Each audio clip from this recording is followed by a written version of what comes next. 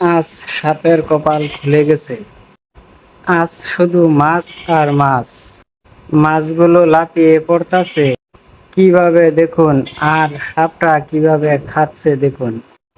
আমার মনে হয় রাজার মুখেও এইভাবে খাননি আসে না, যেইভাবে সাপটার সম্মুখে মাছগুলা লাফিয়ে লাফিয়ে আসতাছে।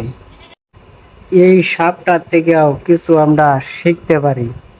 সঠিক জায়গায় গিয়া তুমি তোমার সময়কে কাজে লাগাও, তাহলে তোমার মেহনত কম করলেও ফলাফলটা ভালো হবে।